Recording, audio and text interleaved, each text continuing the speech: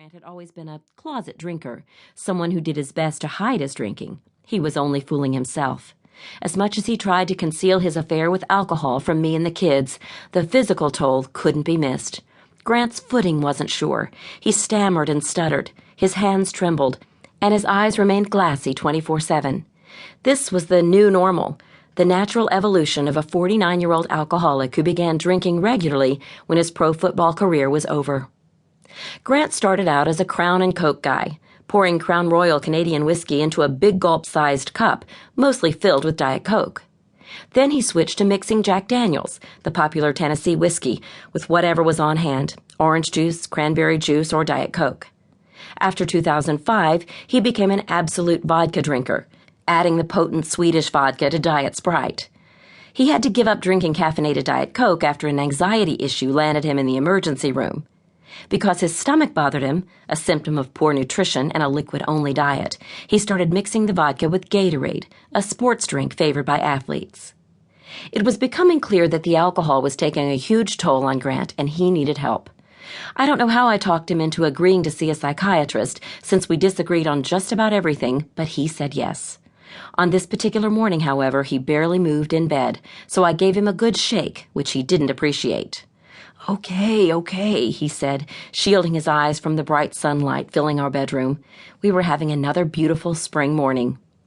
I watched him struggle to get upright. At 6 feet 7 inches tall, Grant was a giant compared to most men, but he was far from his playing weight of 295 pounds. He looked to be a rail-thin 240 pounds, a result of the empty calories he received from consuming alcohol-spiked drinks throughout the day. Grant drank constantly from a 44-ounce styrofoam cup with a red and yellow logo from Sonic Drive-In. He would withdraw to his home office and fill and refill his mega-sized Route 44 cup with Diet Sprite and Absolute vodka throughout the day. Just the sound of a pop-top being pulled would tell me that the alcohol was flowing. Come bedtime, he'd set his Route 44 on the nightstand, topped off and readily available to drink from during the night. It was all about maintaining the buzz and never having a hangover. "We only have an hour before we have to—" "Leave me alone," he said. Grant didn't like me hovering around his space. He constantly ridiculed me for micromanaging him, and he resented how I hunted down bottles of Absolute vodka that he hid in his office drawers or stashed in his huge walk-in closet's mini-fridge, which had a combination lock that he had added. Whenever I found his booze, I poured the big bottle of vodka, 1.75 liters, down the bathroom sink. When he caught me doing that, he usually went ballistic, yelling at me about wasting another $40 we didn't have. On this particular morning, I looked at my husband's gaunt face and glazed eyes. "Grant, please get ready," I said.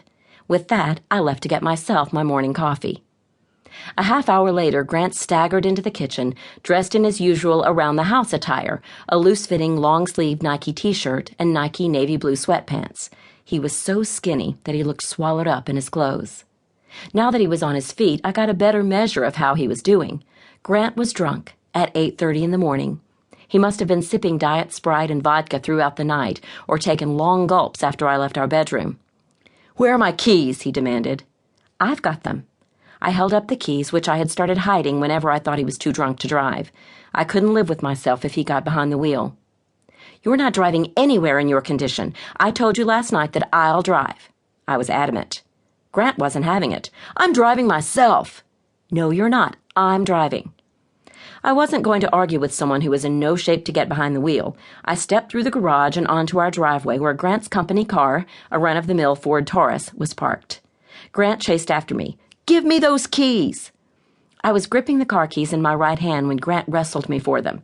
We pushed and pulled, neither of us giving in until Grant wrenched them out of my hand, the metal key ring scraping my fingers and causing them to bleed. The keys fell to the pavement, and I let out some sort of scream from the pain. My heart was beating fast. I was afraid. I didn't care if the whole neighborhood saw us. This wouldn't have been our first public quarrel anyway. Grant scooped up the keys, opened the car door, and sat down in the driver's seat. Then he sat there, too drunk to process what to do next. We had an automatic gate to our driveway, and there were times when he couldn't remember how to open the gate. I ran back inside and called for our oldest child. "Sean, you have to come help me with Dad. He's trying to drive himself to the doctor, and he's drunk." Sean came running from his upstairs bedroom.